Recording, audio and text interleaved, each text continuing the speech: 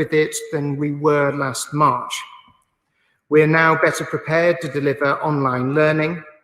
This is an important step forward in supporting children to make the progress with their education that they so desperately need, and we'll also do what we can to help their parents. I'd also like to thank all of those parents and carers who are having to step up once more to take on the challenge of home learning. We have set out clear, legally binding requirements for schools to provide high-quality remote education. This is mandatory for all state-funded schools and will be enforced by Ofsted. We expect schools to provide between 3 and 5 hours teaching a day, depending on the child's age. If parents feel their child's school is not providing suitable remote education, they should first raise their concerns with the teacher or head teacher, and failing that, report the matter to Ofsted. Ofsted will inspect schools of any grade where it has serious concerns about the quality of remote education being provided. We have also significantly stepped up the digital support we are providing to schools and parents. The fantastic Oak National Academy continues to provide video lessons for all ages across all subjects, and yesterday the BBC announced it will be delivering the biggest push on education in its history, bringing 14 weeks of educational programmes and lessons to every household in the country. Our delivery of laptops and tablets continues apace. We've purchased more than 1 million laptops and tablets and have already delivered over 560,000 of those to schools and local authorities, with an extra 100,000 being distributed this week alone. By the end of next week, we'll have delivered 750,000 devices.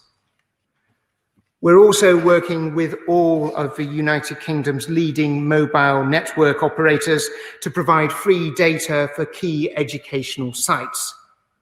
We're very grateful to EE3, Tesco Mobile, Smarty, Sky Mobile, Virgin Mobile, O2 and Vodafone for supporting this offer. We've also been delivering 4G routers to families who need to access the internet. Another area where we have learnt lessons is on exams. Last year, all 4 nations of the United Kingdom found their arrangements for awarding grades did not deliver what they needed, with the impact felt painfully by students and their parents. Although exams are the fairest way we have of assessing what a student knows, the impact of this pandemic now means that it is not possible to have these exams this year.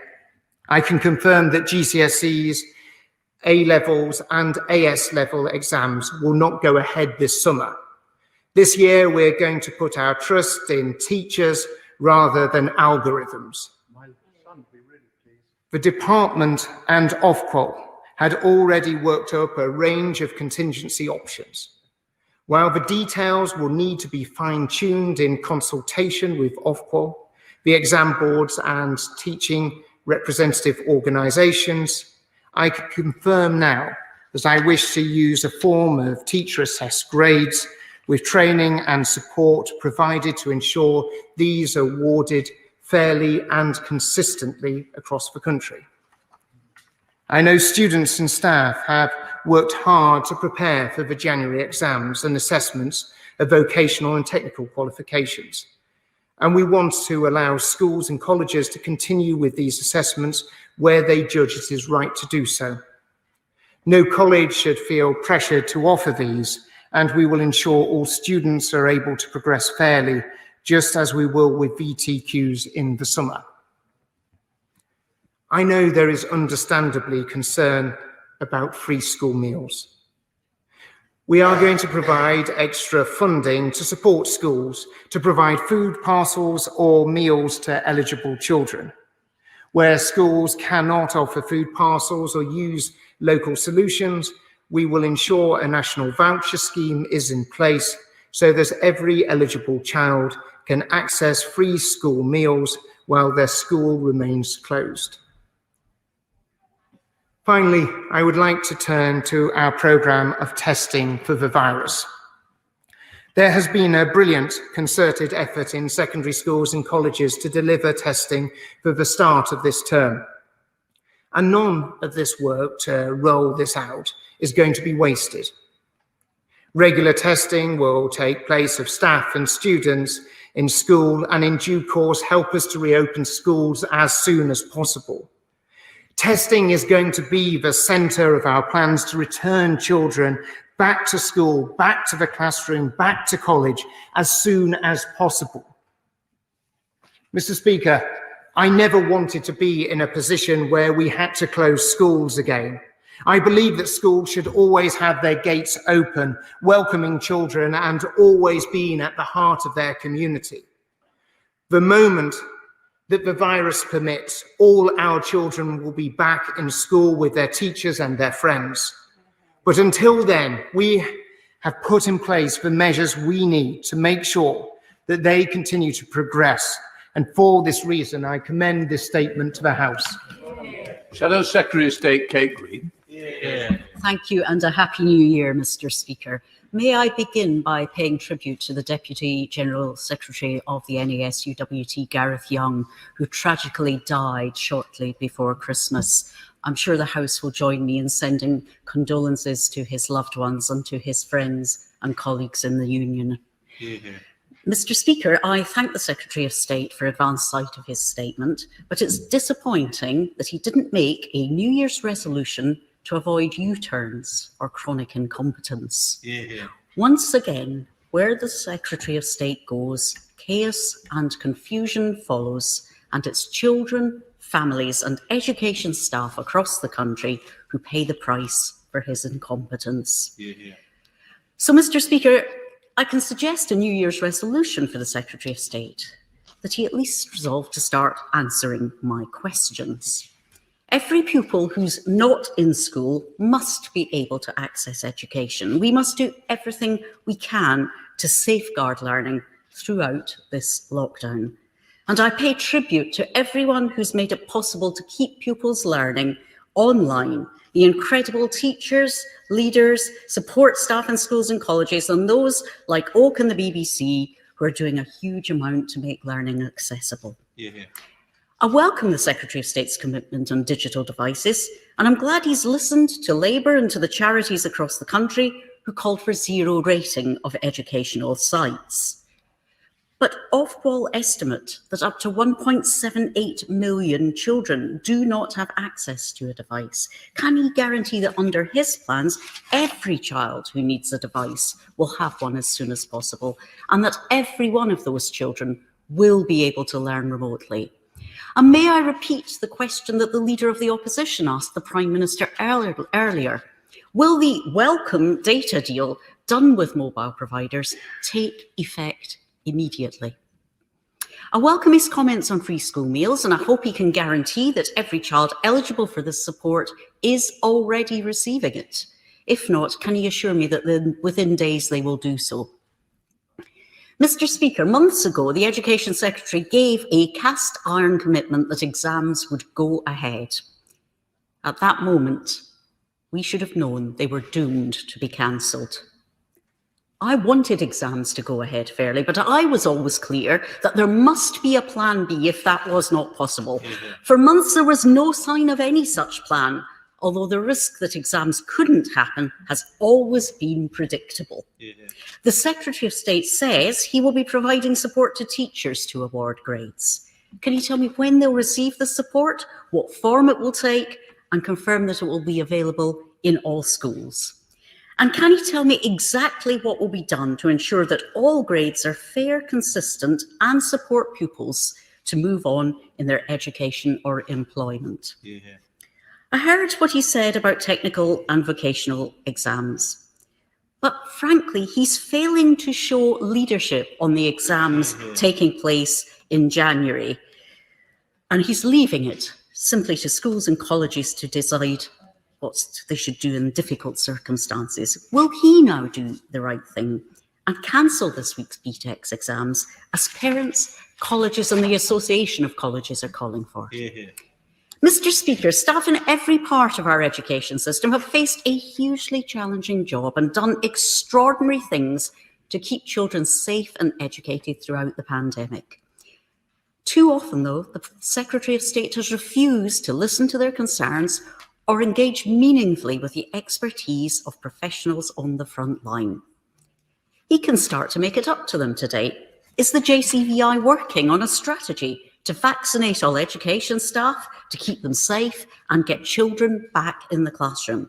And does the Secretary of State believe that they should be prioritised for vaccination to keep them safe and allow schools and colleges to reopen? Early years settings remain open to all children, but the Secretary of State has failed to explain how this will be safe for staff and families. So can he tell us what scientific advice he's received that made him think they will be safe? And can he honestly say that he is following the science? And whether providers are open or closed, can he finally reconsider the unjustifiable decision to move early years funding in line with current occupancy, which will push tens of thousands of providers to the brink of collapse?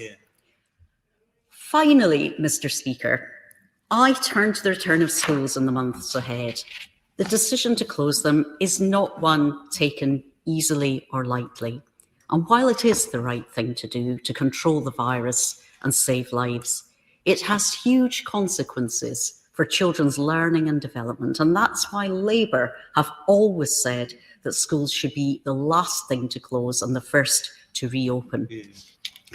But yesterday, the Prime Minister couldn't guarantee that children would be back in school before the summer.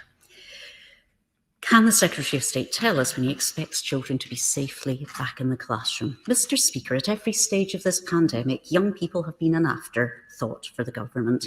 And now we're back where we were 9 months ago, with schools closed and exams cancelled. There is time to act, but the Secretary of State must act now to ensure all pupils can learn remotely, that families are supported, and the most vulnerable are safeguarded. State. Well, thank you, Mr. Speaker, and I'd very much like to join with the Honourable Lady in paying tribute to Gareth. I had the great privilege of working with Gareth as his time as Deputy General Secretary of NASUWT, as well as his colleagues there, and very much our thoughts and prayers are with his family and also his friends and colleagues. The Honourable Lady raises a number of very important points. The rollout of digital devices, our commitment to deliver 1 million digital devices across the country. We'll be getting 750,000 of those devices out by the end of next week, supporting schools, delivering on their full allocation of devices that they need, and looking at how we can go further. It's been a great privilege to work with those brilliant teachers, inspiring leaders who and helped fund and support them in setting up the Oak National Academy, a brilliant online school that is actually being viewed not just right across this country, but right across the world for the quality of teaching. And we want to see that used more and more as a vital teaching resource. The Honourable Lady is right to raise concerns about free school meals, how important this is for every one of our constituents. And that is why we're putting the funding and support in place, because there's many parts of the country where it will be best for those schools and they want to deliver those free school meals themselves. In other parts of the country, they won't be able to do that and will want to do it as part of a national voucher scheme. That is why we'll be standing that up over the next few days and making sure that schools are not out of pocket, but most importantly of all, that children and families are supported at this incredibly difficult time. And she asks about whether there'll be support for teachers in terms of the training and the guidance and the help across the country as we move to teacher assessed grades. And I can absolutely confirm that that will very much be the case. We've always been aware that there could be a situation where we would not be in a position to be able to proceed with examinations. But we've always had a clear view that the best way of assessing children is through examination. So I will not apologise for being enthusiastic to ensure that we have been able to be in a position to roll out exams. But we do recognise where we are as a result of this pandemic, we have to take a different course. And that is why we're taking the route that we are. And the Honourable Lady raises about technical and vocational qualifications.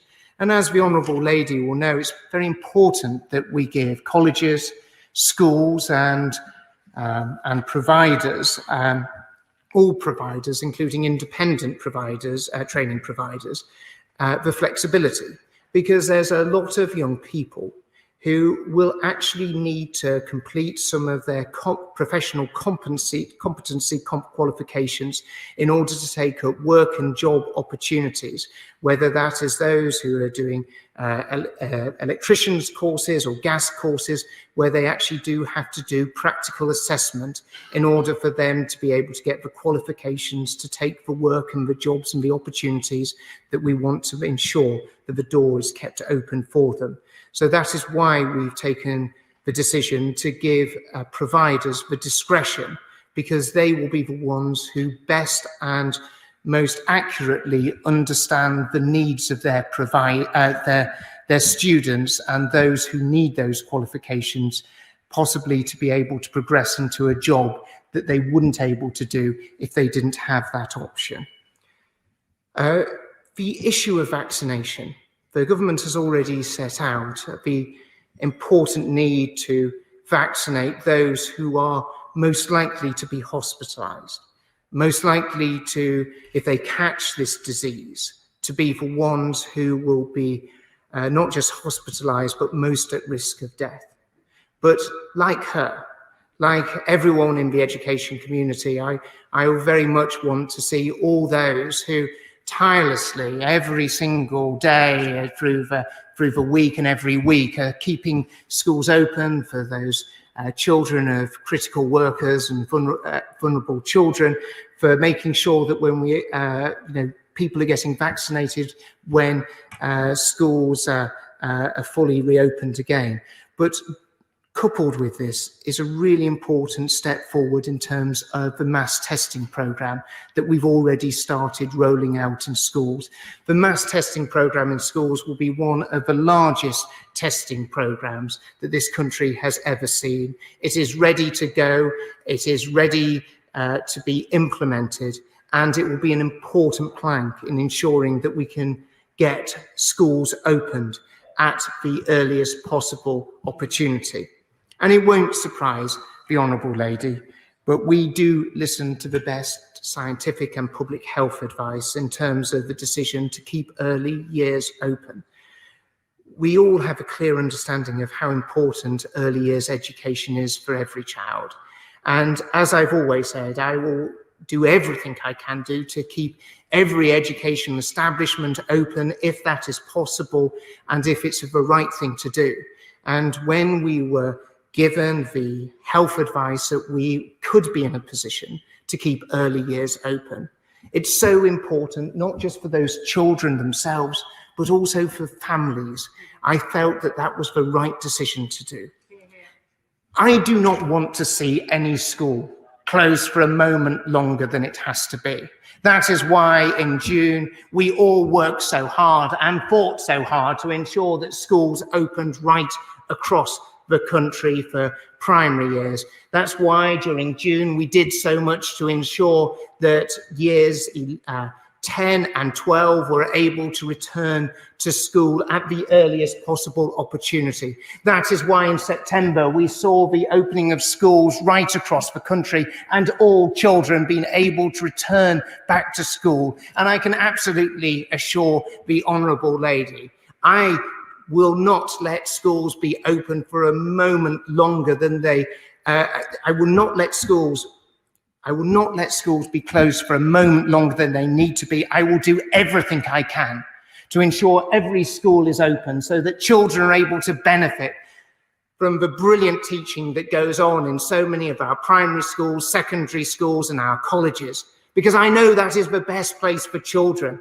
That's what I want for my children. I know that's what members want for their children. But most importantly, that is what we want for our nation's children. And that is why I will give everything in order to ensure schools are the first things to be opened in every instance, because that is what is best for every one of our children.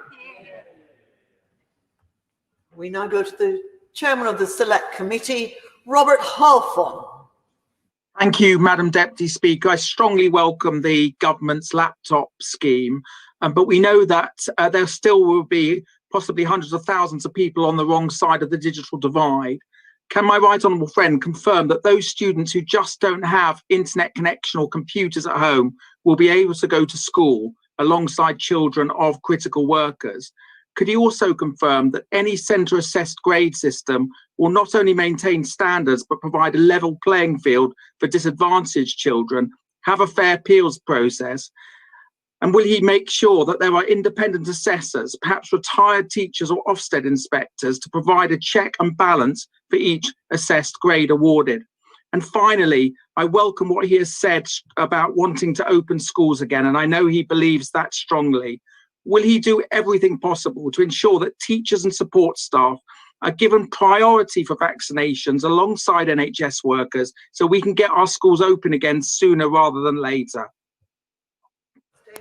Well, the reason that we are rolling out and expanding our devices package, because we realise how important that is for all children, especially for those children from the most disadvantaged backgrounds. I can confirm that as in the previous situation where we saw schools had to be closed during the months of March, April and May, and children who didn't have access to digital devices were able to access education in that school. And that is the same standard and same guidance that we are issuing today as well.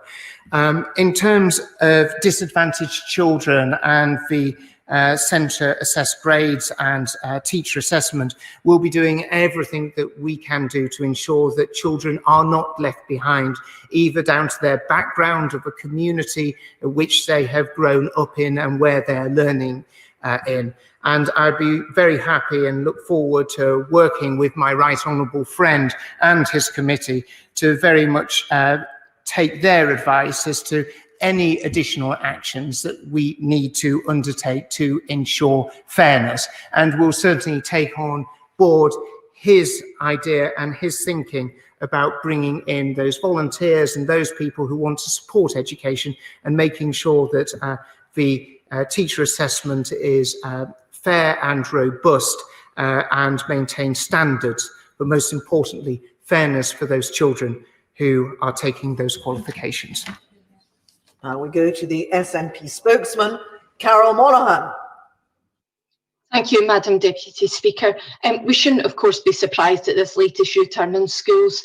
Any student teacher knows that planning is a key skill, but it's one that the Secretary of State has yet to master. His decisions are being made in a reactionary and last-minute manner. Schools in England have predictably gone from being open with threats of legal action if they closed to being snapped shut in an instant, giving parents absolutely no time to put in place arrangements. And a word to all members, we need to be careful about this narrative of children are falling behind. They're only falling behind on a scale, an external scale that we've defined for them. We cannot use the same metrics this year as we have used before. And of course, much as we all want schools to be open, young people are learning other skills too. That said, it's good to hear that the BBC is producing educational resources. Can he confirm whether there will be resources available for the Scottish curriculum at Nat 5 higher and advanced higher level? Teachers are fed up with politicians paying tribute to them 1 minute and the next minute sending them into unsafe environments. The risk posed to children in school is small. We have evidence for that. But as the Prime Minister said earlier, pupils can act as vectors. So, and let's be clear, if a member of staff in a school catches COVID, there's increased strain on the remaining staff. So it should not only be high-risk staff who are vaccinated. Before we talk about opening schools, we need a clear position on vaccinations for teachers and school staff. The First Minister has committed to looking at this. The Secretary of State has said he will do everything he can to ensure schools open. So will he ensure that teachers are a priority for vaccination so that schools can open with confidence? And finally, on students, there are many students who are now learning at home completely and are not returning to university following Christmas, but they're still having to pay for university accommodation. What support will the Secretary of State look at giving to these young people who are having to pay out in this manner? Thank you, Madam Deputy Speaker. It's probably interesting listening to the Honourable Lady and her comments about students, and it's probably sort of indicative as to some of the challenges that the Scottish education system has seen with them falling down PISA rankings, because it is really important that we support children to be actually able to learn. It's really important that we do everything we can do to ensure that children are in a position where they're learning about maths and English and the sciences and the arts. It seems to be indicative of what she was saying, that the SNP doesn't seem to be that interested in actually making sure that children benefit from a knowledge-rich curriculum. I'd be happy to get in contact with the Director General of the British Broadcasting Corporation on the points that she raised, and I will write back to her with those details on that. And of course, it's always a privilege to work with colleagues across all nations of the United Kingdom, and it's really important that we share what works well and what works best. And of course, I would always be happy to work with her. We've extensively funded the Oak National Academy, which has an incredibly rich curriculum resource, and I noticed from the latest figures is used by a lot of students in Scotland as well as in England, and I'd be very happy to share some of the work that we're doing to help support students in Scotland as well as students in England as well. Peter Aldous. Thank you very much, Madam Deputy Speaker. I welcome the Secretary of State for his statement. The economic recovery will be skills-based, and the government have quite rightly placed much emphasis on the importance of BTECs. However, there is currently worry, confusion and uncertainty in colleges and schools. Many have cancelled this month's exams, but others have not. They should not have been placed in a position of having to make their own choice as to whether to go ahead with exams. The government should have shown clear leadership so that all students across the country were in the same situation. Will the Secretary of State now work with Ofqual, the exams boards and the Association of Colleges to put in place as quickly as possible new arrangements that will provide students and teachers with certainty, clarity and confidence? Well, as the Honourable Gentleman will have heard in my statement, that's exactly what I've said we would do. But also, just for clarity, there are many students and there are many colleges that know for their students' future prospects that they need to complete those assessments during this month if they are going to be able to access work and employment opportunities. So no, I'm not going to go down the route that the Honourable Member suggests of actually taking that opportunity to potentially be able to access work and those opportunities away from them, because I do not believe that would be right for those children. Daisy Cooper. Thank you, Madam Deputy Speaker. Teachers and school staff have put themselves at enormous risk during this pandemic in order to keep schools open. Now that the Prime Minister has accepted that schools are the epicentre of high community COVID transmission, it is essential that the government gives teachers and school staff the priority access to COVID vaccinations that they deserve. So will the Secretary of State look at adding them to Category 7, as this would make teachers and school staff a top priority for vaccinations after all those who are 65 years of age and over, all those who are clinically vulnerable, and our NHS and social care staff?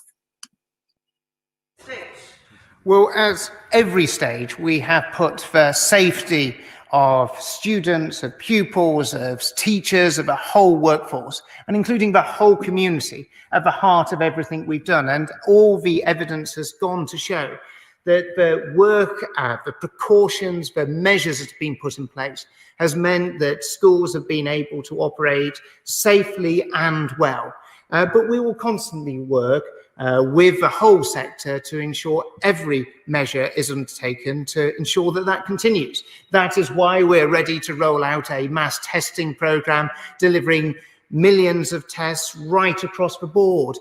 This will be happening in schools as they welcome the children of critical workers as well as vulnerable children into them.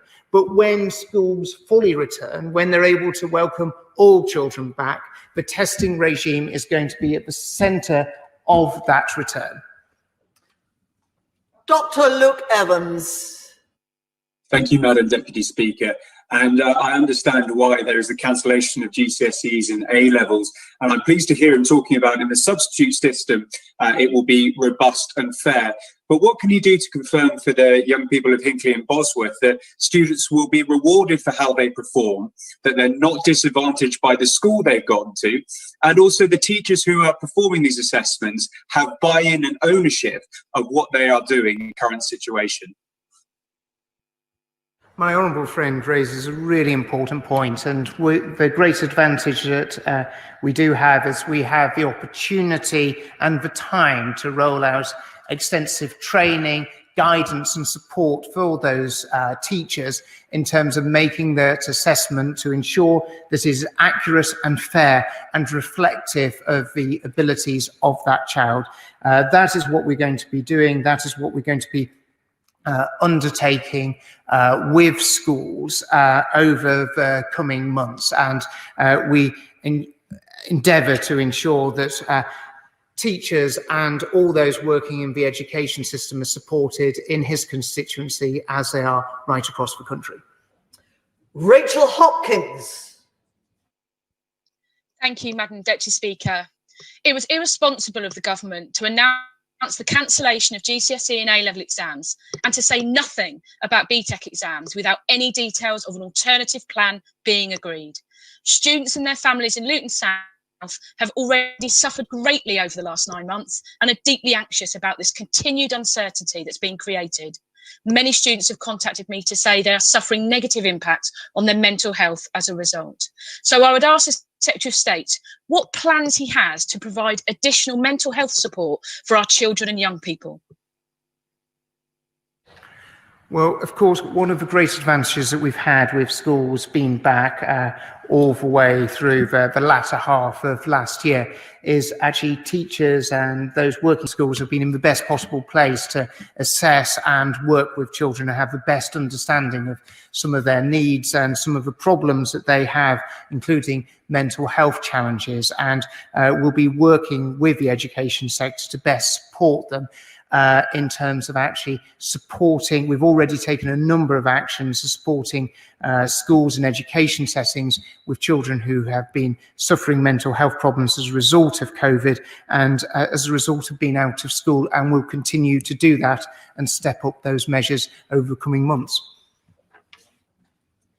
Marco Longhi. Thank you, Madam Deputy Speaker, and can I thank the Secretary of State not just for the statement he has made, but also for the huge effort he must be putting in trying to balance conflicting priorities.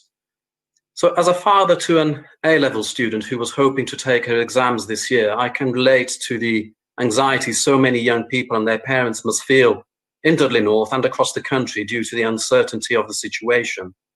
Can my right honourable friend assure me that he will make every effort to remove this uncertainty by bringing clarity at the earliest opportunity, so students can better focus on their studies and teaching staff on the best approach to support them.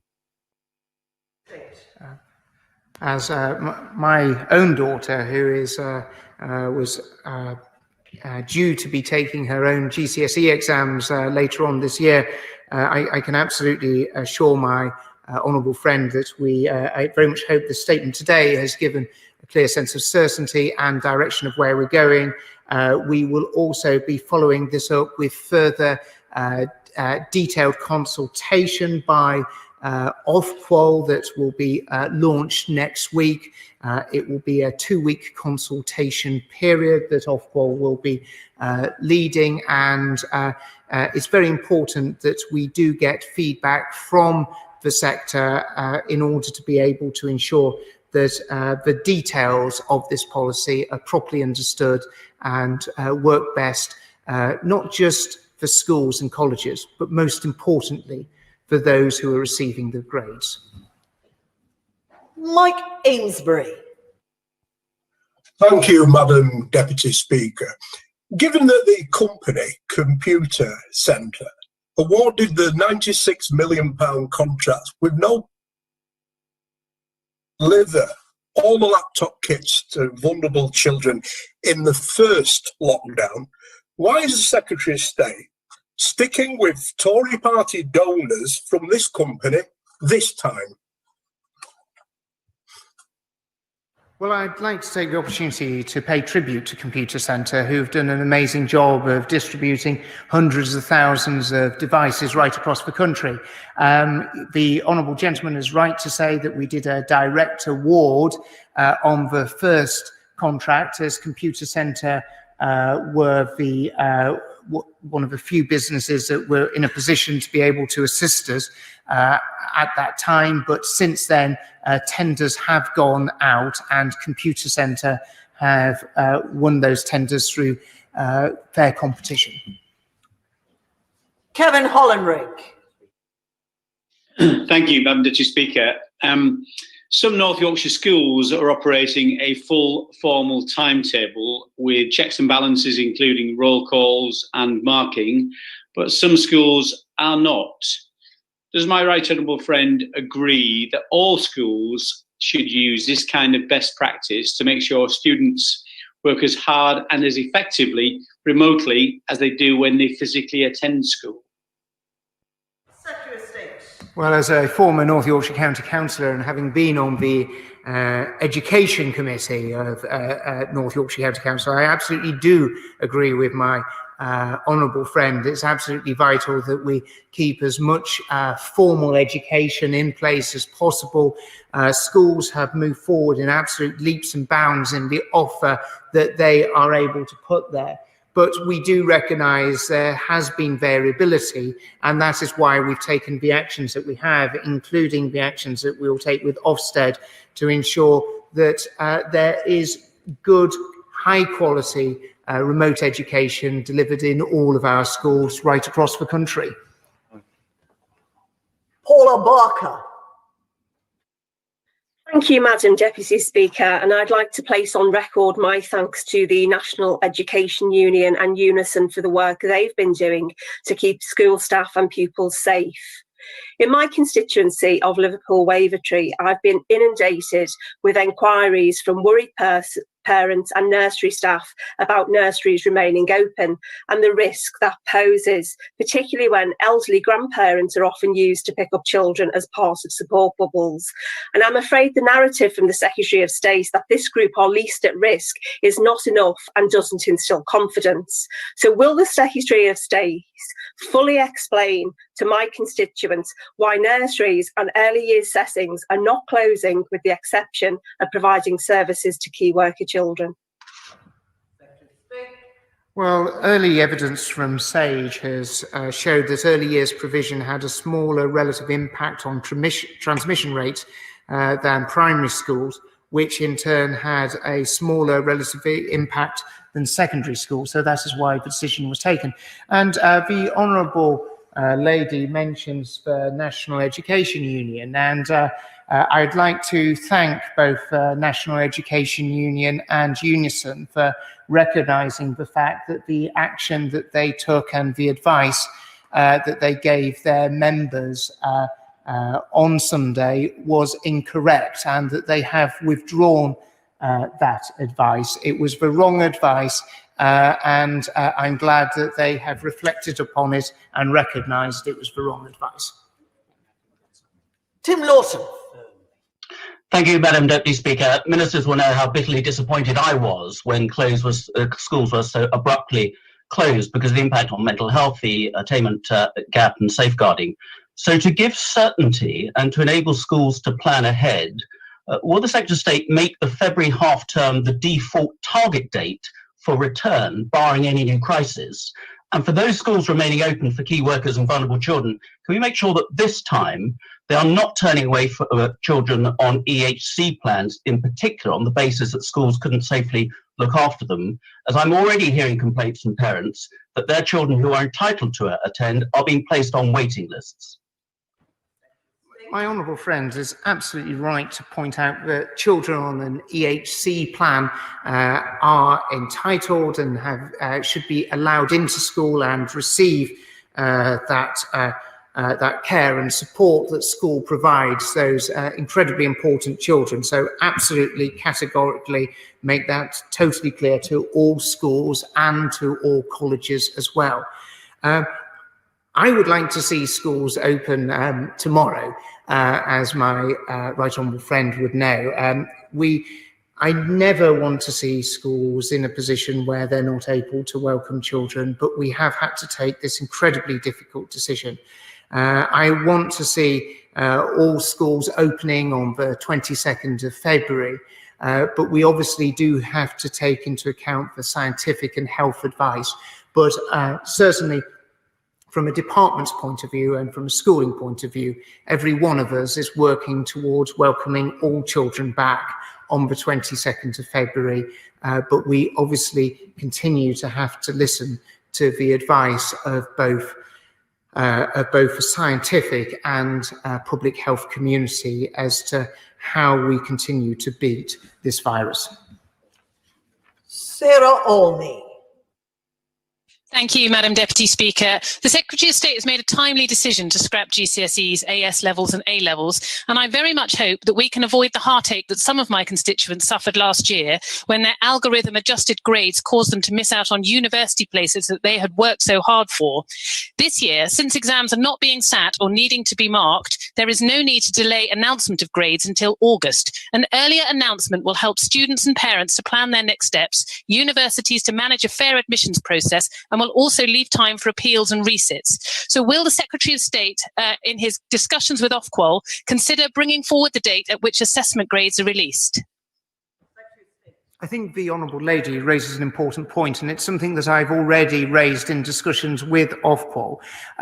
We obviously have to make that judgment call in line with the whole system, and we don't want the whole system of awarding to be dictated by the date where youngsters get their grades. But it will be one of those issues that are in active consideration, because as the Honourable Lady says, it gives students more time if there is a need for appeals, and also gives them more time to make the best choices for them and for their future. Andrew Rossendale. Madam Deputy Speaker, the Secretary of State should know the incredible dedication and self-sacrifice shown by teachers and staff throughout Romford and Havering since the start of this pandemic. Their determination to reorganise the schools to keep everyone safe and continue to provide the highest standard of education must be commended. But with schools now closing as part of the lockdown, they will have to do everything they can to move classes for the majority of students online to minimise the impact on their education. However, as in-person teaching will still be going ahead for vulnerable children and the children of critical workers, would my right honourable friend please clarify whether only one parent or both need to be critical workers in order for their children to continue to attend school in person? Well, I'd very much like to join my honourable friend in paying tribute to not just the teachers in Romford, but all those support staff who open up the schools, welcome the children as such an important part of the fabric of that school community. So very much like to join him in that. And in answer directly to his question, it is one parent who is, if they're a critical worker, it's deemed that they would have access to that school place for their child.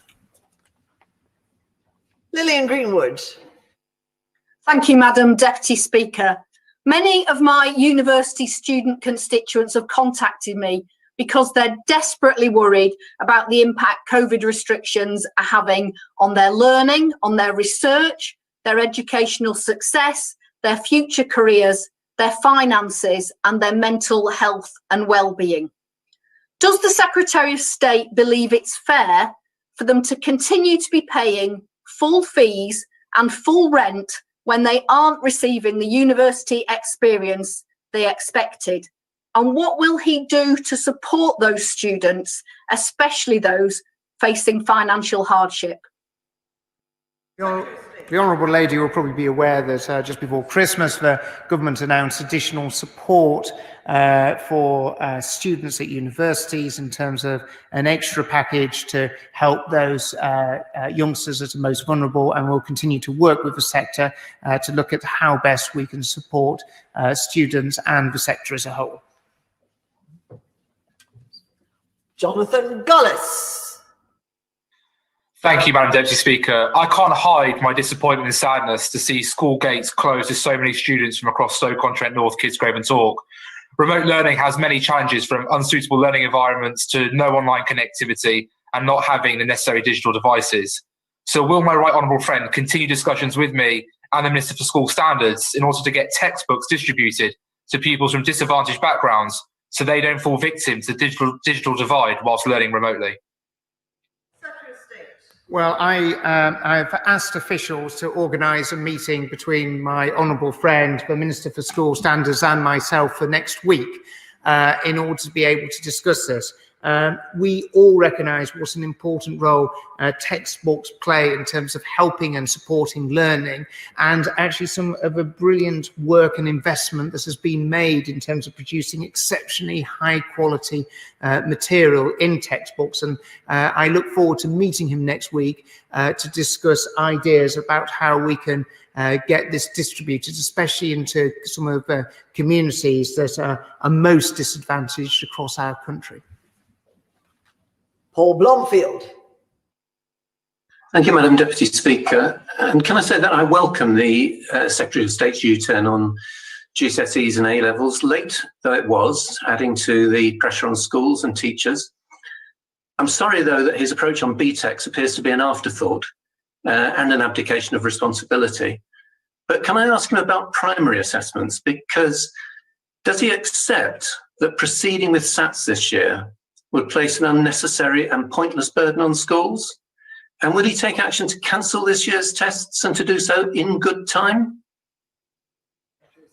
I always enjoyed working with the honourable member in terms of our work that we did with Motor Neuron Diseases Association over a number of years, and I always learned that he often speaks a lot of good sense, just sadly in the wrong party. Madam Deputy Speaker, can absolutely confirm that that we won't be proceeding with SATs this year. We do recognise that this will be an additional burden on schools, and it's very important that we're very much focused on welcoming students back into the classroom at the very earliest opportunity. Greg Smith.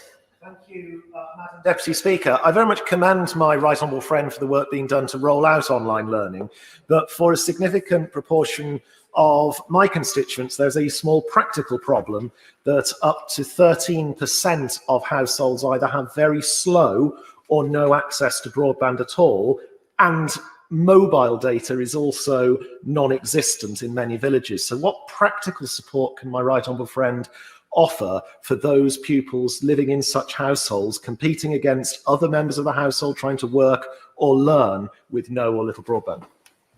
This is an incredibly challenging problem for many people living in rural communities, and I'd be very happy to meet with my honourable friend to discuss as to what further measures that we could take. I'm beginning to think that some of the additional resource of textbooks and other resources that can be maybe made available to families and communities which have these acute problems, and it isn't something that we're going to be able to work around in terms of a technical solution, that there may be other routes forward. But I will ask my department to organise swiftly a meeting between himself and myself to discuss this issue and any other educational issues in his constituency. Dr. Lisa Cameron.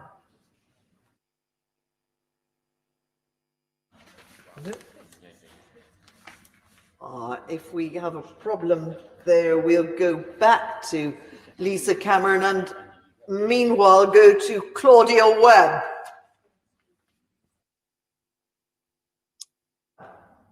Thank you, Madam Deputy Speaker. The pandemic has highlighted the injustice of tuition fees. Students are incurring on average of 57,000 worth of debts to be isolated in university halls and be restricted to online learning. Yet even beyond this, education must be a universal right, not a costly privilege. The last decade of extortionate tuition fees have saddled young people with debt, deterred working class people from gaining a higher education, and reduced our universities to profit-seeking businesses.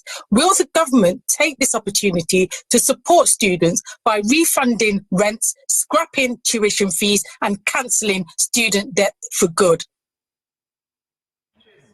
Well, the statistics would actually bear out something rather different to what the Honourable Lady said. We've seen a massive expansion of the university sector, with more young people going to university than ever before. But also, if the Honourable Lady took the time to look at the statistics and the facts, as against maybe just, not basing her question on the statistics or facts, she would actually discover there's more children from the most disadvantaged families going to university, often for the first time in that family, than ever before. That's something this party should feel incredibly proud of, and I would like to see even more youngsters from the most deprived backgrounds going to some of our best universities in the country.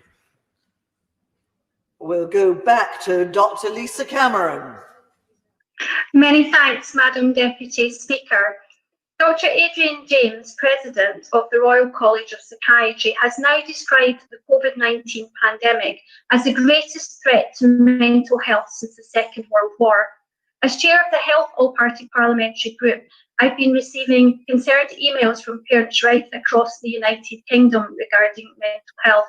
So given that children have experienced isolation, trauma, and for many bereavement, will the Secretary of State now take the opportunity to announce ring-fenced funding for a much-needed mental health and wellbeing strategy for children?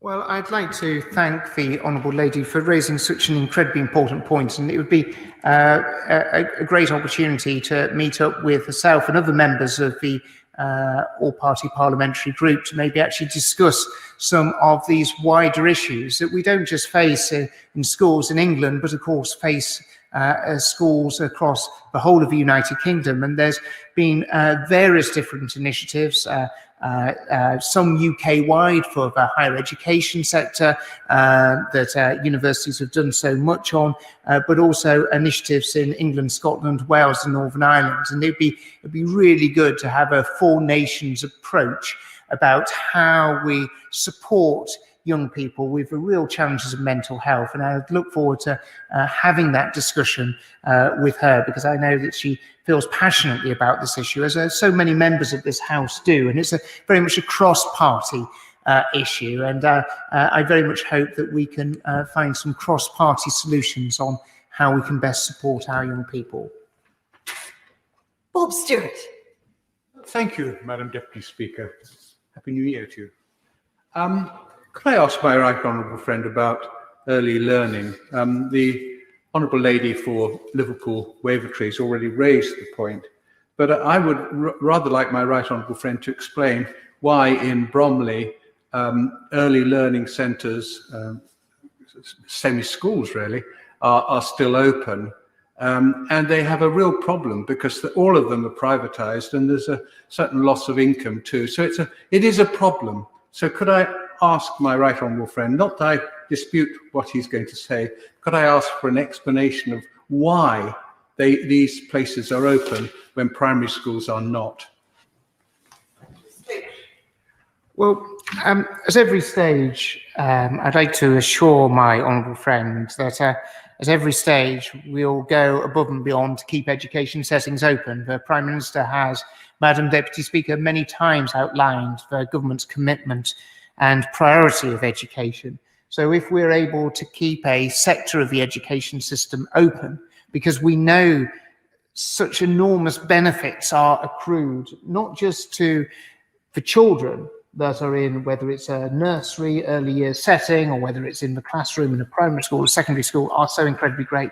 But it's also incredibly important for parents as well, and to families who often rely on those nurseries and those early years settings as well as schools in terms of supporting them. So when the advice came through, and just to reiterate it, that the early evidence from SAGE showed that early years provision had a smaller relatively impact, much smaller relative impact on transmission rates in primary schools, which again had a much lower relative transmission impact than secondary schools.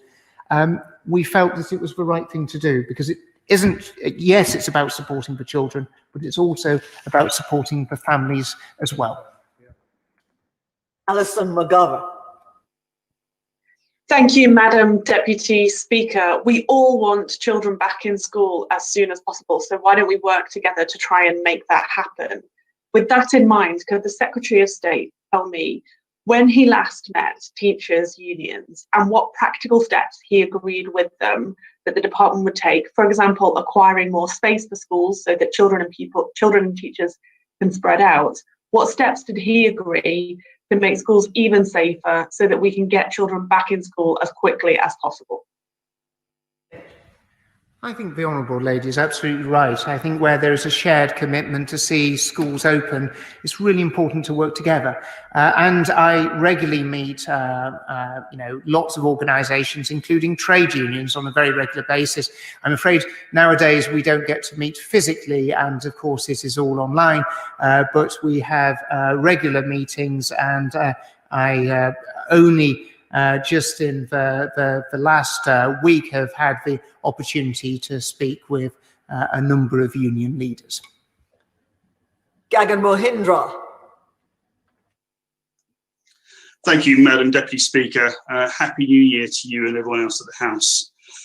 For those students due to have sat GCSEs, ASs and A Levels later this year, we've had to make the difficult decision to cancel the exams, which will undoubtedly cause a great deal of anxiety.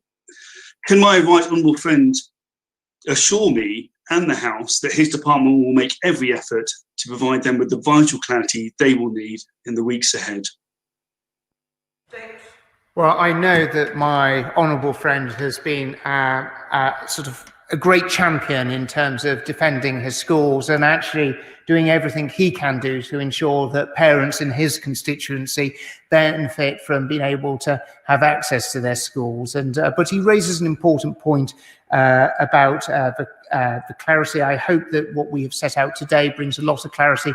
The further detailed consultation that Ofqual will be rolling out the early part of next week will be the next stage in terms of consulting schools as to these next steps. And we recognise that when that is fully completed, it's really important that we're supporting schools, the teaching profession, and of course colleges and lecturers in terms of those next steps in the awarding of grades in summer for A Levels and GCSEs and other vocational and technical qualifications as well. Rebecca Long-Bailey. Thank you, Madam Deputy Speaker. Despite serious safety concerns, we're told that BTECs were still going ahead yesterday, only to be told late last night that it was simply up to schools and colleges to decide if it was safe or not. The Secretary ignored education unions and organisations when they repeatedly told him it wasn't safe to fully open schools, colleges and nurseries on Monday. And nurseries are still open in full today, despite widespread anger and disbelief from the sector, nor any robust scientific evidence from the Secretary today that nurseries will not act as a vector for transmission of the virus. Safety is the Secretary's responsibility. Up to 1 in 50 now have the virus and the number continues to climb. So will he actually listen now to education unions and organisations, cancel BTEC exams, urgently take the same safety approach on nurseries that he has with schools, and provide upgraded risk assessment guidance and vaccine access to all settings currently open to vulnerable and key worker children? Well, Madam Deputy Speaker, can I just say what a delight it is to have the Honourable Member for Stretford and Urmston as Shadow Secretary of State, because at least she seems to be enthusiastic about actually having children in schools, colleges and other settings, unlike the previous Shadow Secretary of State. You know, at every stage, and I think the Honourable Lady understands this, is that we have put the safety and the security of children and the workforce at the very heart of what we do.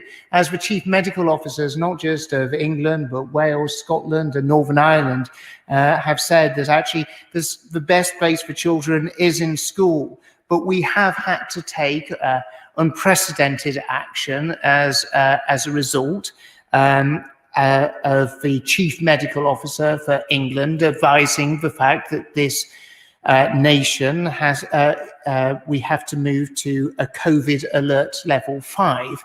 And when that decision was taken on Monday to move to COVID alert level 5, it was right that additional actions were taken, as reluctantly as as reluctant as I was to see us being in that position. But at every stage, and I think it is a little unfair of the Honourable Lady to imply that the safety and security of staff and children aren't at the heart of all our actions, because it is at the heart of all our actions. But we do know that children benefit from being in school. We do know that children benefit from having the opportunity to sit in front of their teacher in the classroom. So that's why on this side of the house, we've always been so enthusiastic for schools to have children in, and I hope eventually she'll become a convert to that idea herself, as her successor has. Joy Morrissey. Madam Deputy Speaker, last year the approach to GCSEs and A Levels meant that private candidates such as home-educated children were unable to obtain a grade. Can my right honourable friend confirm that this year they will be able to do so? I know that my honourable friend will be speaking not just for many of her constituents in the question that she asked, but actually for many thousands of youngsters right across the country who will be really worried about this. I have asked Ofqual to take up this issue, to look at it directly and to make sure that there are measures in place so that those students are going to be in a position where they're able to be in a place where they're able to get a grade.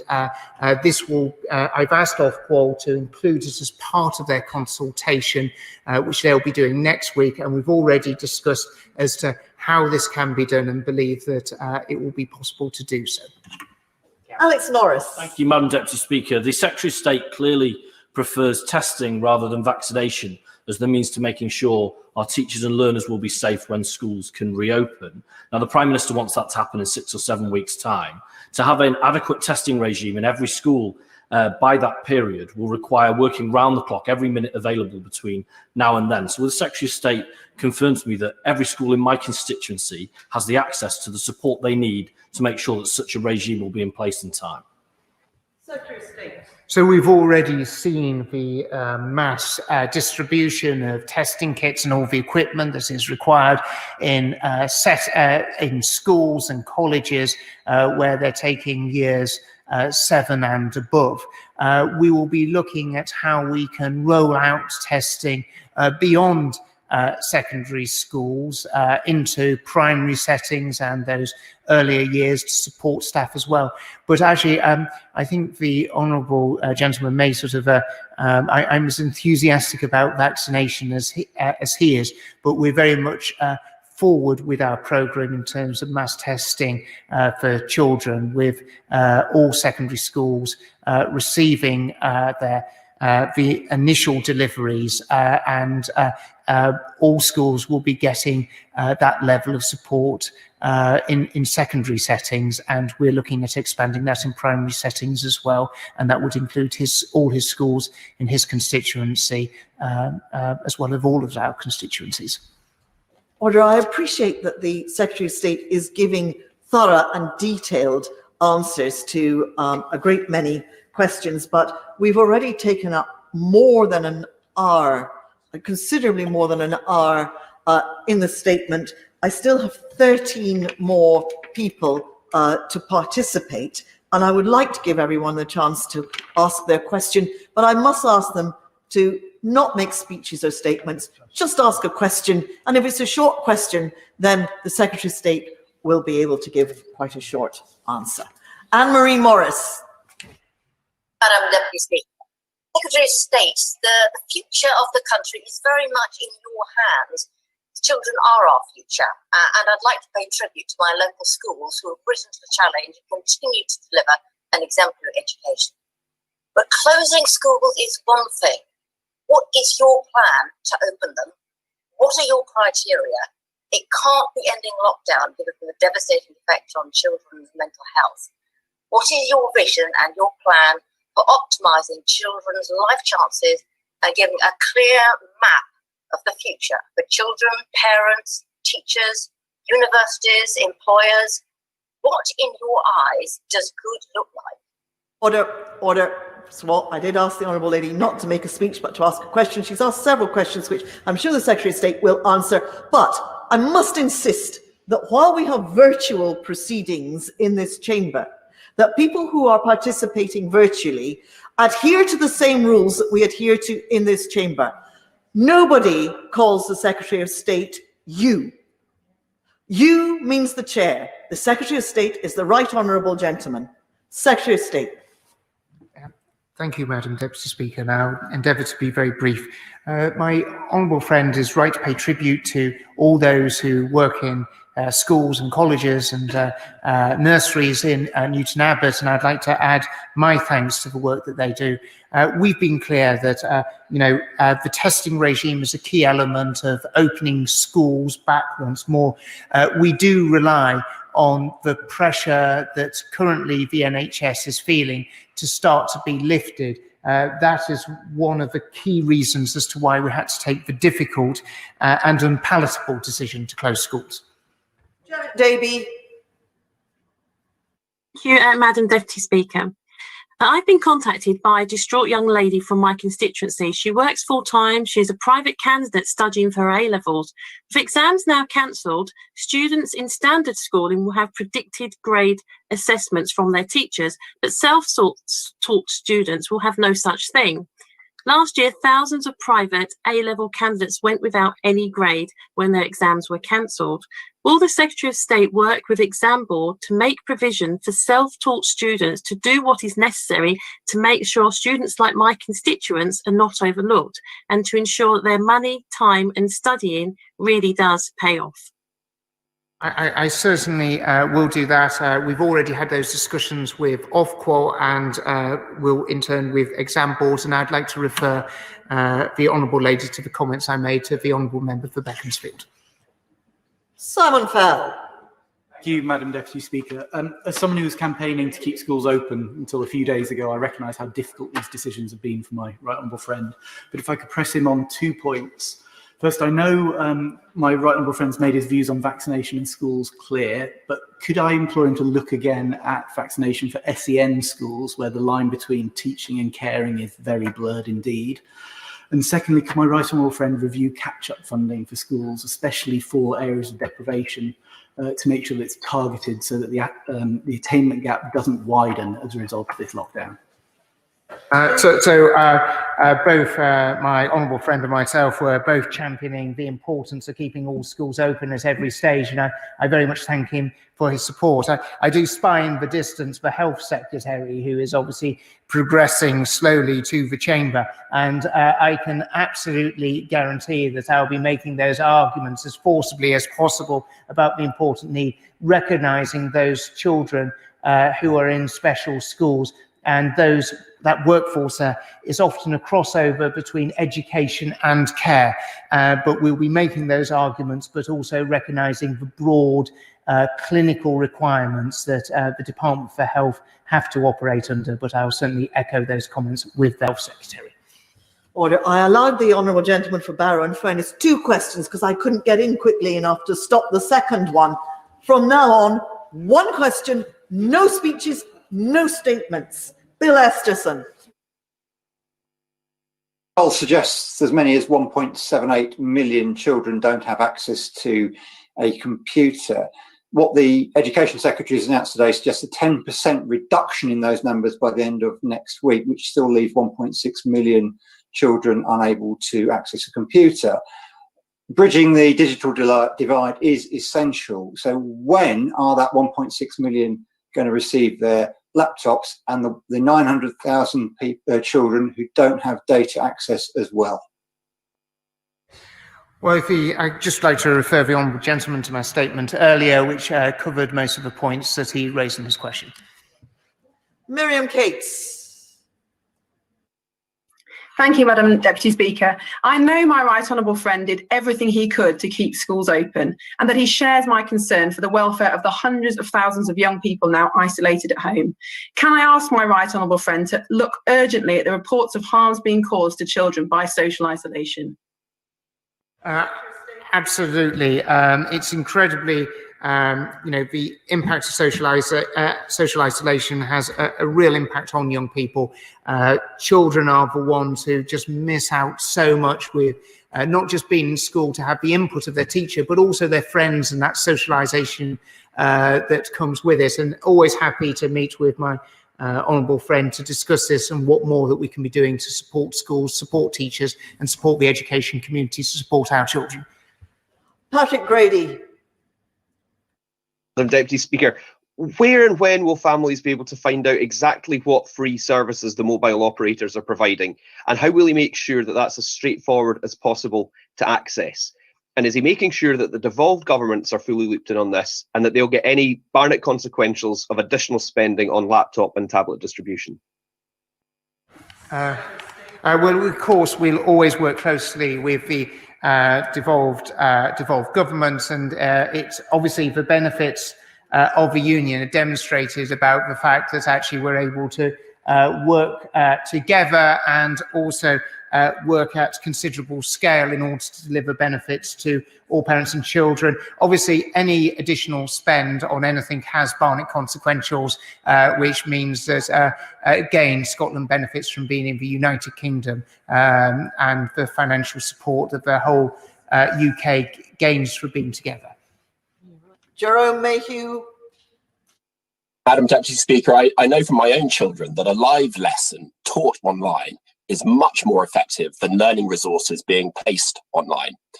Whilst teachers always need to be able to use their discretion to take account of specific circumstances, can my right honourable friend assure me that the default expectation during this lockdown is for online live teaching? Well, we've already set out really detailed guidance for all schools about setting the expectation levels for all schools and what they're providing pupils.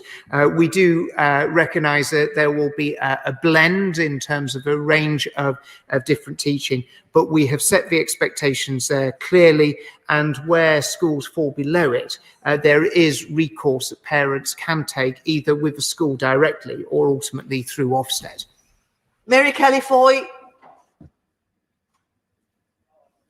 Speaker, as students have been advised not to return to university for the foreseeable future, most will be left paying for accommodation that they cannot use. It's clearly unfair that students renting private accommodation will be left thousands of pounds out of pocket, and the government's miserly £20 million contribution to the University Hardship Fund obviously isn't enough. Does the Education Secretary agree that the government has a responsibility to refund students their accommodation costs? Well, as I've already sort of set out, the government before Christmas recognised the need to give additional support to students and through universities. That's why we put the additional financial arrangements in place to support them. Lucy Allen. Madam Deputy Speaker, I want to put on record my thanks to all the teachers and support workers in Telford. My single question, my right honourable friend, does he agree with me that just handing out laptops is no substitute for the support and guidance a child receives from a dedicated, committed teacher? Will he do everything in his power to enable teachers to return to school, including considering vaccinations? Well, I would very much like to add my thanks to all the teachers in Telford, especially as one of my daughters is very privileged to be able to get benefit from those teachers in her constituency. I'd very much like to echo her point that actually supporting children in terms of learning isn't just about giving them a device, it's how that device is used, how that child is supported, and the work that we've undertaken over the last few months to support that in terms of Oak National Academy, resources that are available are an important part of that. And in terms of vaccinations, in terms of testing, we'll always be pushing at the boundaries to maximise this for our education settings right across the country. Mohammed Yasin. Deputy Speaker, the Secretary of State has placed the decision about whether to maintain nursery schools on governing boards. Will he make public health a priority and guarantee full funding during this crisis to relieve boards like the Bedford Nursery Schools Federation of the feeling of being coerced into remaining open to protect their future viability? Well, we recognise there's a lot of nursery schools who want to be in a position to be able to open their doors, and if I can refer the Honourable Gentleman to the answers I gave earlier in this session about the reasons as to why we took that decision. Peter Bone. The Secretary of State for updating the House and answering the question so fully. Could you tell me, if a university student has travelled back to their halls of residence and now is going to receive remote learning, should they stay at university or should they return home? We would encourage that university students to stay as to where they are in order to be able to conduct their remote learning. Though obviously universities who aren't doing practical subjects shouldn't have returned back to university at this stage. Vera Hobhouse. Students in Bath and across the country feel massively let down. They are paying full tuition fees on top of rent for accommodation they are not allowed to live in. We've just heard the answer from the Secretary of State, and I am aware that this question has been asked several times this afternoon already, but we haven't had a proper answer yet. Will the Secretary of State now commit to the rapid implementation of a review of this academic year with the power to make recommendations for financial compensation?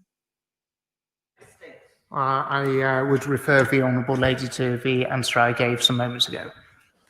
Madam Deputy Speaker, I share my right honourable friend's concern over schools being closed, especially for children in Wilden who do not have access to technology. Can my right honourable friend double confirm that those children without access to tech are now seen as vulnerable and they can immediately access physical education, attend school, and they won't have to jump through hoops to be able to get into school?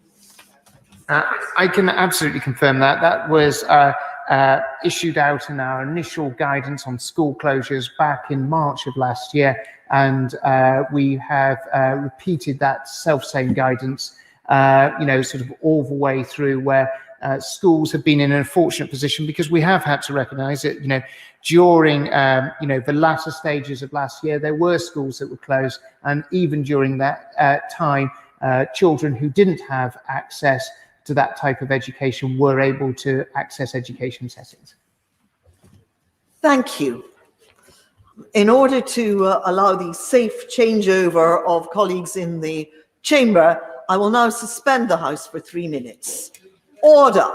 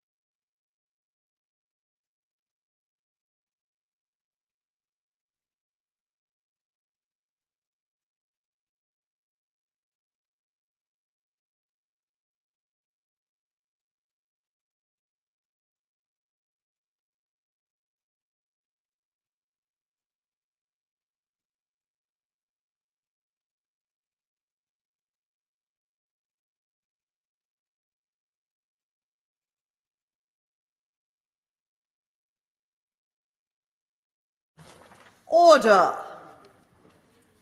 We now come to motion number 1 relating to sittings of the House. Minister to move. I beg to move. The question is as on the order papers. May I have that opinion? Say aye. Aye. Of the contrary, no. Ayes have it. The ayes have it. We now come to motion number 2 on business of the House today. Leader of the House to move. I beg to move. The question is the business of the House today motion as on the order paper. Valerie Vaz. Thank you, Madam Deputy Speaker. And can I start by thanking the leader for extending virtual participation in debates? It's made a huge difference to our colleagues and be able to take part. But could I just ask him on the business of the House if the government are likely to move forward any motion relating to virtual participation in committees and the many SIs that are coming through, and also if there's likely to be any changes to sitting Fridays. Our colleagues are very keen to take part in all aspects of the House. Leader of the House. Thank you, Madam Deputy Speaker. And may I preface this by thanking the House for getting everything ready to come back today. I seem to need to amend my business statement in future to say that there will be a recall of Parliament on a frequent basis, but I hope this will change as we move into the new year. The plans on backbench business on Fridays is that they should continue, and therefore members will be able to participate in those and will be able to do so remotely. Westminster Hall will continue, but will continue physically, as will committees. There is a small broadcasting team shared between both the House of Lords and the House of Commons. And when we looked into the cost of extending remote participation to Westminster Hall, it was going to be over £100,000. And there are limits to how much taxpayers' money can be spent on this. But it is important to ensure that proper scrutiny takes place. It's very popular with members and with the Backbench Business Committee. So private members' bills to continue, committees to continue as they are, and Westminster Hall to continue as it is. Thank you for that informative piece of information. The question is the business of the House today motion as on the order paper. As members of that opinion say aye. Aye. Of the contrary, no. The ayes have it. The ayes have it. We now come to motion number 3 relating to public health. I call Secretary of State Matt Hancock to move the motion. Thank you very much, Madam Deputy Speaker. I beg to move these regulations are approved. The new variant of the coronavirus, Madam Deputy Speaker, presents us with a renewed challenge here in Britain and around the world. And our strategy throughout has been to suppress the virus until a vaccine can make us safe. And while collectively our efforts were working on the old variant, when faced with a new variant that's between 50 to 70% more transmissible, there's been no choice but to respond. And I understand that these regulations that we debate today have serious consequences, and I regret the huge costs that they bring. But I know just as surely that these costs are by far outweighed by the costs that we would bear without action. And I give way to the Honourable Chair. But don't viruses, especially when they've become as sort of widespread as this one, don't they always mutate? And hadn't the government planned for that? Yes, of course. We've been not only watching for mutations, but indeed testing for mutations throughout. And it's partly because the UK has the biggest genomic testing capability of all countries around the world that we've been able to pick this one up. And there may be new mutations in other countries that don't have the scale of genomic testing. Just under 50% of all genomes that are sequenced of COVID-19 deposited with the World Health Organization are deposited by the UK because of this capability. Now, that does lead to a challenge, which is it's the countries that have the genomic testing capability that spot the new variant and report it. There are countries where there may be variations that aren't known about and aren't discovered in this way that can't be reported. But that is the nature of the pandemic. And my strong view is that we should be transparent and clear with our international friends when we do find a new variant like this that is difficult to deal with. Madam Deputy Speaker, when I've come to this House before to ask the House's support for national restrictions, we've had to take it on trust that there would be an exit, because that's been before a vaccine has been approved. Today I come to the House seeking approval of these regulations, knowing from the huge pressure on the NHS right now that this action is necessary today, but also with the certain knowledge that we have a way out. Madam Deputy Speaker, before turning to the details of the regulation, I just want to set out that plan for how we get out of them, because that is critical. This country was the first in the world to deploy not one, but 2 vaccines. And more than 1.3 million people have been vaccinated already, including a quarter of the over 80s. And I'll give way to my honourable friend and then opposite. I don't like it one bit, but I'll support the Health Secretary tonight. The reason I'll do it, and I suspect the reason why there's such high public support for these measures, is because of the position the NHS finds itself in and the stage 5 ruling that we hear. But as we've then, by the middle of February, vaccinated the top 4 groups, who are the ones likely to overwhelm the NHS, does logic not follow that at that point we'll be able to lift the restrictions on our constituents' lives? Well, I'll come on precisely to my honourable friend's point, because that is a critical question that I know people are rightly asking, which is, if we're going to have these restrictions, how do we get out of them? And frankly, how do we get out of all of the restrictions that we've had to put in place? And I'll give way over there and then to my...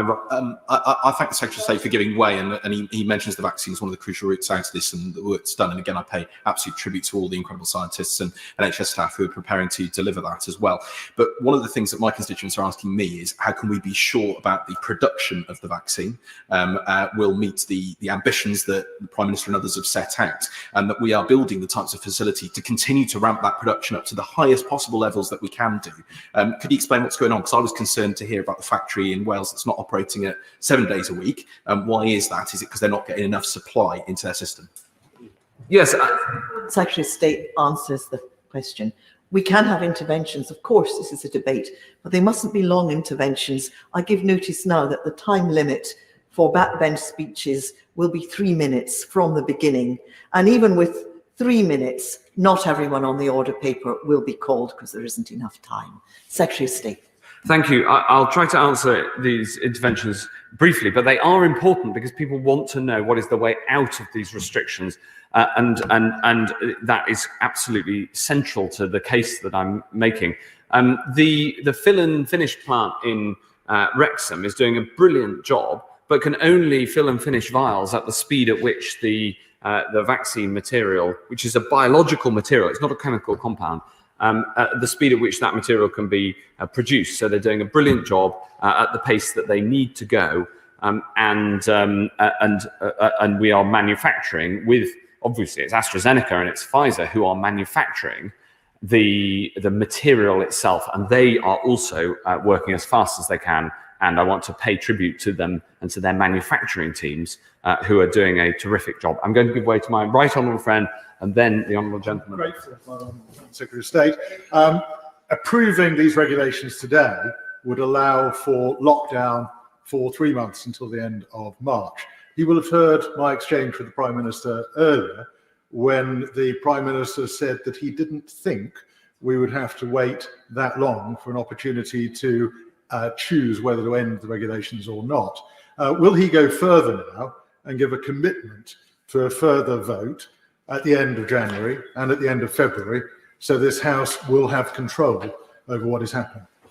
Well, what I'd say to my right honourable friend is that while these regulations do provide for new restrictions until the end of March, this is not because we expect the full national lockdown to continue until then, but to allow the steady, controlled and evidence-led move down through the tiers on a local basis. And those tiers changes do require a vote in Parliament. The restrictions will therefore be kept under continuous review. There is a statutory requirement to review every 2 weeks and a legal obligation to remove them if they're no longer deemed necessary to limit the transmission of the virus. And I'll give way to the Honourable.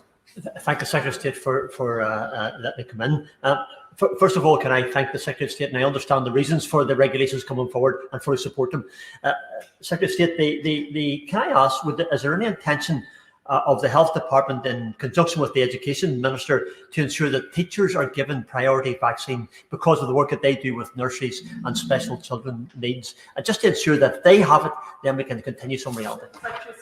Of course, we're considering once we have vaccinated those who are clinically vulnerable. Of course, we're considering who then should be the next priority for vaccination. And teachers, of course, have got a very strong case, as have those who work in nurseries, and many colleagues across the House have made that point, and we will consider that. From the middle of next month, yes, of course. Most grateful to him. Just to pick up this point, where he cites the certain knowledge that there is a way out. But the whole point of the Right Honourable Gentleman for Worley's intervention is that there is uncertainty. So can I ask him what contingency plans there are if there is a mutation that proves resistant to either of these vaccines and we have to be in these measures for longer? And will he consider, in particular, we have drawn barely on the numerous people in the armed forces to create extra NHS capacity. We could do so much more of that if necessary. Is that part of the plan? Yes, it's very much part of the plan. It's happening right now. Now, on the question of mutations and the link to the virus, to the vaccine, of course, as with flu mutations mean that we have to change the vaccine each year for flu. And we may have to update any vaccine in the future, but that is not our understanding of the situation now. And of course, that's being double checked and tested, both with the scientists in Portland Down and as we roll out the vaccine in areas where there is a high degree of the new variant. With the pharmacological surveillance of those who have been vaccinated, we will be able to see for real the impact of this vaccine on the new variant. And the goal is, as my right honourable friend said, that by the middle of next month, we plan to have offered the first dose to everyone in the top 4 priority groups. And they currently account for 4 out of 5 COVID fatalities. And I'm not sure this is a point that has fully been addressed, which is that because of the strong correlation between age and fatality from COVID, sadly, it means that we will be able to vaccinate those groups that account for 4 out of every 5 fatalities within the top 4 cohorts. Now, it does then take 2 to 3 weeks from the first dose to reach immunity. But the vaccine, therefore, is the way out of this pandemic, and it's the way to a better year ahead.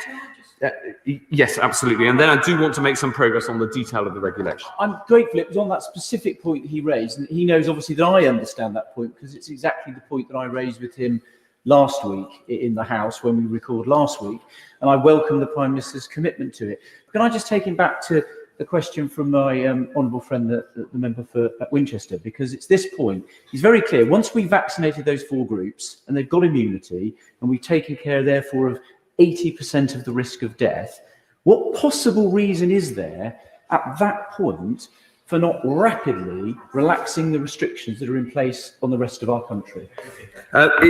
We have to see the impact of that vaccination on the reduction in the number of deaths, which I very much hope that we will see at that point. And so that is why we will take an evidence-led move down through the tiers. When we've broken the link, I hope, between cases and hospitalizations and deaths, we will need to see those numbers we will need to see the protection in reality, in lived reality on the ground, but we will watch this like a hawk. And my aim is to keep these restrictions in place, not a moment longer than they're necessary. I'll give way on that point. Secretary of State, thank him for everything he's doing. But the logic of him anticipating what's going to happen in 2 or 3 or 4 weeks' time, from the number of cases we're getting at the moment, is that we can do the same in reverse. That is to say, when we have sufficient number of people vaccinated up, we can anticipate in 2 or 3 or 4 weeks' time how many deaths have been avoided. That means, since it cuts both ways, he will be able to make a decision on when we should end these restrictions, as my right honourable friend has just suggested. The logic of the case that my honourable friend makes is the right logic, and we want to see that happen in empirical evidence on the ground. And Madam Deputy Speaker, this hope for the weeks ahead doesn't take away, though, from the serious and immediate threat posed now. And I just want to turn to what is in the regulations and the actions that we need to take. The Office for National Statistics has reported that 1 in 50 of the population has the disease, some with symptoms, some without. The latest figures show that we have 30,074 COVID patients in UK hospitals, and that the NHS is under significant pressure. Admissions are now higher than at any point in the pandemic. And so on Monday, all 4 UK chief medical officers recommended we move the country to COVID-19 alert level 5. In practice, this means they believe that without action, there is a material risk of healthcare services being overwhelmed. It's for this reason that we've placed England into a national lockdown, alongside action taken in each of the devolved nations. And every single citizen needs to take steps to control this new variant. And this personal responsibility is important. And to give the NHS a fighting chance to do its vital work of saving lives, it is on all of us to support them. These regulations set out that everyone must stay at home, save for a limited number of reasons permitted in law, including essential shopping, work if you cannot reasonably do so from home, education or childcare if eligible to attend, medical needs, including getting a COVID test or getting vaccinated, exercise, escaping domestic abuse, and for support bubbles where people are eligible. These regulations are based on the existing Tier 4 regulations with some additional measures which reinforce the stay-at-home imperative. These include stopping the sale of alcohol through takeaway or click and collect services and closing sport and leisure facilities, although allowing playgrounds and allotments to remain open. Now, I know that these further restrictions are difficult, but they are unfortunately necessary because we have to absolutely minimize social interaction to try to get this virus back under control. And these measures came into force first thing this morning under the emergency procedure and will remain in force subject to this House approval today. Yes, of course. I've just been talking to my right honourable friend from North Somerset, a doctor. He showed me the ridiculous form he's had to fill in to make this simple jab. You know, diversity, equality training. When he's inoculating an old lady, he's not going to ask her if she's come into contact with jihadists, whatever. So the Secretary says he's got to cut through all this bureaucratic rubbish. Yeah. I'm a man after my right honourable friend's heart. And I can tell the House that we have removed a series of the unnecessary training modules that have been put in place, including fire safety, terrorism, and others. And I'll write him with the full panoply of the training that is not required, and we have been able to remove, and we made this change as of this morning, and I'm glad to say it's enforced. Now, I'm a fan of busting bureaucracy, and in this case, I agree with him that it is not necessary to undertake anti-terrorism training in order to inject vaccines. Yeah. I notice also a story about not delivering vaccines on Sunday, which, as I understand it, they think there will be sufficient vaccines for them to do 7-day inoculation. If somebody runs short, they will get topped up, which is a little different from what the Telegraph said today. He's quite right. The supply of vaccines can take place on all 7 days of the week, but in a regular way, we do it on 6 days of the week. And then on the seventh day, people can either rest or deliver further vaccine if that's what's necessary. And as a result of this, there has been no point at which somebody in any area has been short of vaccine because of this delivery schedule. We have a challenge, which is we need to increase the amount of vaccine available. And the current rate limiting factor on the vaccine rollout is the supply of approved, tested, safe vaccine. And we are working with both AstraZeneca and Pfizer to increase that supply as fast as possible, and they're doing a brilliant job. But that is the current rate limiting step. Now, as that supply increases, Madam Deputy Speaker, we are going to need more people to vaccinate. We're going to need to get the pharmacists involved in vaccination. I very much hope to get my honourable friend, a former doctor, involved in vaccination and others. We will need more people, but the current rate limiting factor is the supply of vaccine. That isn't to say that the companies aren't supplying on the schedule that is agreed. They are, and they are doing their bit, but we do need to increase that supply, and then the NHS will increase its delivery. And I hope to make absolutely crystal clear that point, because the PHE work to get the vaccine out, that is not a rate limiting step. The current discussions we're having with the pharmacists, that is not a rate limiting factor. What is the rate limiting factor is and the fill and finish isn't a rate limiting factor. What's a rate limiting factor is the amount of the actual juice available, the actual vaccine, which is not manufactured like a chemical. It is effectively it is a biological product. It's a bit like if you bake your own bread, Madam Deputy Speaker. I don't know if you do, but I sometimes do.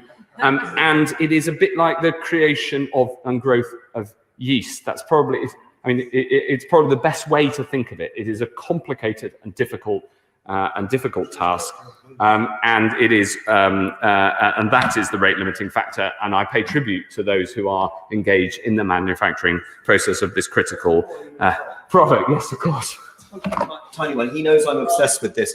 He mentioned the agreed schedule of delivery.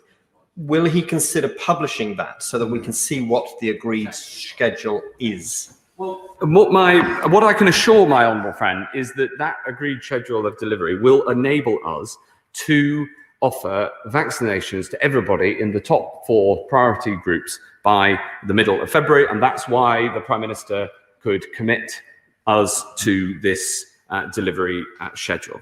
I just want to turn just for a moment to the support that has been outlined, because we're providing an additional 4.6 billion of support to businesses, including those in retail, hospitality and leisure, who've been forced to close their doors once again, on top of course, the £280 billion plan for jobs, which includes the extension of the furlough scheme until April. And I'll give way. I'll be brief. I don't want to try Madam Deputy Speaker's patience. Just on that point that my honourable friend raised, the reason why he raised it is we had a fantastic call last week, early this week, with Nadine, with the Minister for Vaccine Delivery. And we asked this question a number of times about the agreed schedule. We didn't get a clear answer. So it's been agreed with the companies. Why can't he just publish it so that we know when vaccine is going to arrive, and it will give people the confidence that we're going to deliver on the Prime Minister's commitment to the country? Well, I'll happily take that point away. But what I can tell my right honourable friend is that supply does allow for the delivery of the schedule and the target that the Prime Minister has set, which that my whole team is working to. Madam Deputy Speaker, yes, of course. Thank the Minister for giving way, and he stressed that the problem is really in production of the vaccine. Presumably, there's a limited number of sites on which it's done. Why haven't we expanded the number of sites? We spent the summer working on that, and I know that the vaccine has sprung into prominence in the public debate over the past month or so, but we have, of course, we've been working on that through the whole of last year, and there's further expansion still to come. I'm glad to be able to assure him. Madam Deputy Speaker, I will close now just by reiterating that if we don't act now, we know that eventually the NHS would not be able to cope. And I know that no member of this House wants to see scenes that have been witnessed elsewhere in the world of hospitals overrun or doctors forced to make the choice of who to treat and who to turn away. And we know that while the winter weeks will be difficult, we now know what the way out looks like. And accelerating the deployment of COVID vaccines, making the most vulnerable groups safe, and everyone playing their part on the way to get us there. That is the route out of this pandemic. Now I'll take a final intervention from my honourable friend. I thank the Secretary of State for everything he's done for this. And would he also join me in thanking the residents of Wolverhampton for the community testing that they've done, especially Bilal Mosque and Sedgley Street, Gurdwara, where they've all come together to defeat this virus? Yes, I will. I will. And Madam Deputy Speaker, I'm very glad that I took that final intervention, because the people of Wolverhampton have come together to deliver community testing in an incredibly impressive way. And I've heard about the work of the Gurdwara, bringing together faith leaders of all different faiths to make sure that we get testing out into the community. And we need to do the same with the vaccine programme, as well as testing. Both of these are absolutely critical. And in the meantime, Madam Deputy Speaker, we must stay at home, protect the NHS and save lives. And that eventually will carry us to a brighter future. Thank you. The question is motion number 3 relating to public health as on the order paper. And just before I call the right honourable gentleman, I confirm that there will be a time limit of 3 minutes imposed immediately upon backbench speeches. Jonathan Ashworth. Thank you, Madam Deputy Speaker. We will support these public health regulations tonight. But like the Secretary of State, I did not come into politics to restrict people's freedoms like this. And as somebody who represents the city of Leicester, a city that has effectively been in a form of restriction since last March, I well understand the devastating impact restrictions can have on our economy, on our way of life, on the mental health and well-being of our constituents. Indeed, many of our constituents will be devastated at the prospect of weeks and weeks, possibly more until the end of March, possibly, in isolation, feeling anxious, feeling lonely. Last year, in the months following the long lockdown, 19.6 million antidepressants were prescribed, a 4% increase on the same period in the year before. More than 6 million people in England, the highest on record. So, if we are to support lockdown, we need assurances from ministers that mental health services will be fully resourced, will stay open, and will be able to respond to people's needs throughout this lockdown. I know that many people find solace through prayer, so I'm grateful that communal prayer can continue through the lockdown. And can I just, with the indulgence of the House, take this opportunity to thank Leicester City Council, Peter Salisbury, and our councillors, especially those for Stonygate, Wycliffe and Spinney wards, who have all worked so hard with our many mosques, temples, gurdwaras, synagogues and churches across Leicester on ensuring COVID-secure worship. Yes, of course. I think it's really important, Shadow Minister, to have prayer. Would the Shadow agree and call, as I have in the past and others have passed, for a day of prayer, a national day of prayer for this country? I think that is a very good recommendation. And can I extend an invitation to the honourable gentleman to return to Leicester to watch our great football team when we are allowed and out of this lockdown, and perhaps I will take him around and show him some of the great interfaith work that we do in Leicester as well. This lockdown will also hugely impact the well-being of our children. So I plan to get our children back safely into school is a priority. There will be thousands of children out of school in overcrowded, cramped accommodation, unable to access learning properly from home. There will also be other children at risk of abuse and violence. Members might know I've spoken of my own experiences growing up in a home with a parent who had a problem with alcohol. Many children will be facing the prospect of being locked in their homes with a parent who abuses drink or drugs. So can I urge ministers to work with and fund those children's advocacy and support groups, such as the National Association for Children of Alcoholics, which I've worked with closely, who will be doing so much throughout this lockdown. But today, I agree with the Secretary of State. We do, unfortunately, have to restrict freedoms further in order to safeguard freedoms for the future and save lives. As the Secretary of State said, the tragic reality is the virus is out of control, and to be blunt about it, there is no freedom for our constituents if they are in the graveyard. There is little freedom also for those who suffer from the enduring debilitating effects of long COVID as well. Yesterday, almost 55,000 cases reported in England. 1 in 50, as the Secretary of State said, have the virus. Those in hospital numbers more than they did in April. Over 1,800 in intensive care. Yesterday, there were over 3,300 hospitalisations, a record, and admissions are going up in every region. This is a national emergency, and a national lockdown is necessary. Indeed, we should have locked down sooner. We are voting this lockdown through on 12th night, yet in the run-up to Christmas, the alarm bells should have been ringing. The Secretary of State came to the House on the 14th of December to report a new strain, now known as the B117 strain. He told the House then, initial analysis suggests that this variant is growing faster than the existing variants. The Prime Minister learned of the rapid spread of the new variant on the 18th of December. The NERVTAG group met that day and concluded the new strain added at least 0.4 to the R. On 21st of December, the Chief Scientific Advisor, Patrick Vallance, said the new strain was everywhere and cases would rise after the inevitable mixing at Christmas. The lesson I think you have to learn about this virus is that it's important to get ahead of it in terms of action. SAGE met on December 22nd, the following day, and concluded, it is highly unlikely that measures with stringency and adherence in line with the measures in England in November would be sufficient to maintain R below 1 in the presence of the new variant. And here we are, 2 weeks later, with 500,000 infections since 22nd of December, 33,000 hospitalisations since 22nd of December.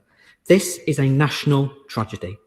And why is it this Prime Minister, with all the scientific expertise at his disposal, all the power to make a difference, always seems to be the last to grasp what is needed to happen? The Prime Minister hasn't been short of data, he has been short of judgment, and yet again, we're all paying the price. But as the Secretary of State has said, there is light at the end of the tunnel. Vaccination is how we ultimately are released from these restrictions. And I want to pay tribute to all involved in helping distribute and administer 1.3 million vaccine doses so far. This is a great achievement, but we need to go further and faster. The Prime Minister has promised almost 14 million will be offered the vaccine by mid-Feb. That depends on around 2 million a week doses on average. Now, both he and the Prime Minister have reassured us in recent days that it's doable based on orders. But in the past, ministers have told us that they had agreements for 30 million AstraZeneca doses by September 2020 and 10 million of Pfizer doses by the end of 2020. So I think people just want to understand the figures and want clarity.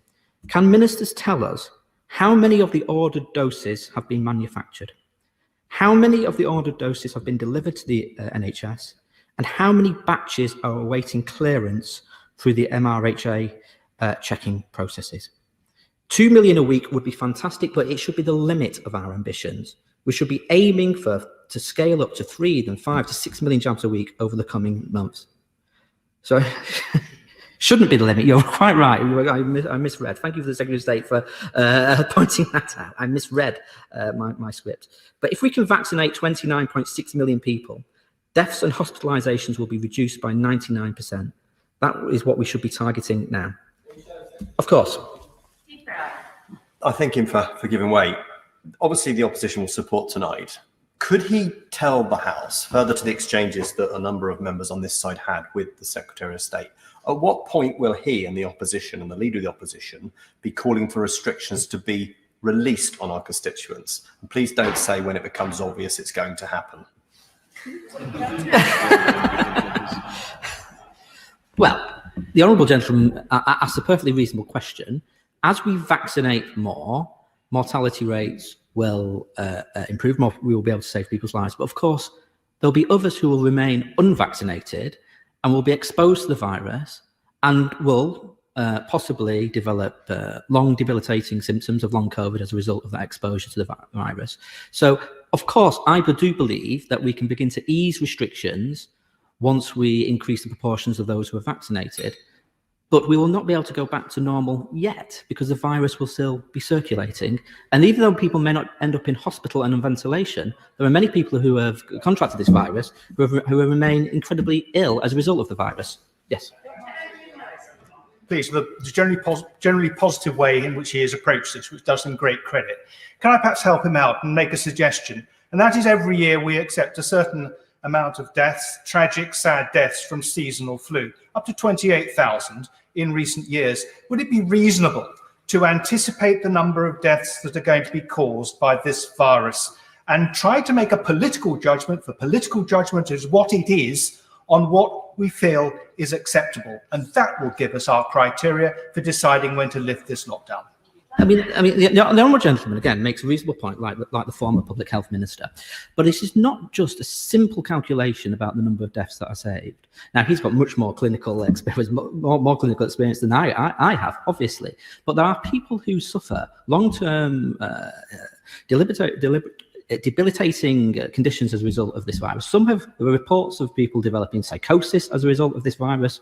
There are reports of people developing long-term breathing problems, problems with the rhythm of their heart as a result of this virus. It remains an extremely dangerous virus, regardless of whether you end up in hospital or not and on ventilation. But the honourable gentleman is quite right. In the end, this will be a judgment for politicians and a judgment for this House. It's not a judgment for the Chief Medical Officer and the Chief Scientific Advisor, although I would hope that our judgments in the end are guided by the Chief Medical Officer and the Chief Scientific Advisor. Let me make a little progress. I will, and then that'll be my last one. If that's grateful. I too commend him for the constructive approach he's adopting, and he clearly has a very good relationship with my right honourable friend. Can I just ask him to assent to this proposition, which is actually public confidence in this vaccination programme is critical if we want people to comply with these lockdown measures, and that we must do nothing that creates false expectations or unrealistic expectations